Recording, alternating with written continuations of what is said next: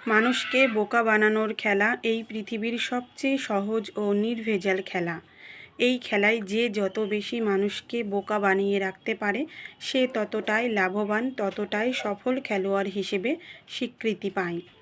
চতুরতা, মিথ্যা আর নেকি ভালোবাসার মোড়কে মানুষ মানুষকে প্রতিনিয়ত বোকা বানিয়ে রাখে। এই খেলায় নামতে হলে লাগে চতুরতা। যে চতুর সেই পারে সরল আর সৎ মানুষদের আবেগ নিয়ে খেলা করতে। তারা জানে কিভাবে বিশ্বাসকে ব্যবহার করতে হয় আর কিভাবে মায়ার ফাঁদ পেতে সরল মানুষকে জড়িয়ে ফেলতে হয়। যখন তাদের প্রতারণা ধরা পড়ে যায় তখন তারা শিকার পাল্টায়, নতুন করে খুঁজে নেয় আরও এক সরল মন, যে প্রতিবাদ করবে না, প্রতিশোধ নেবে না, বরং চুপচাপ কষ্ট সহ্য করবে। কারণ চতুর মানুষ কখনো চতুর মানুষকে বোকা বানাতে পারে না। তাদের খেলা জমে শুধু সহজ সরলদের সাথে।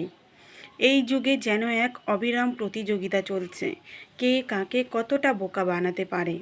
আর এই খেলার পরিসমাপ্তি ঘটে তখনই যখন শিকার নিজেই বুঝে ফেলে সে আসলে কার হাতে কতদিন ধরে খেলনা হয়েছিল।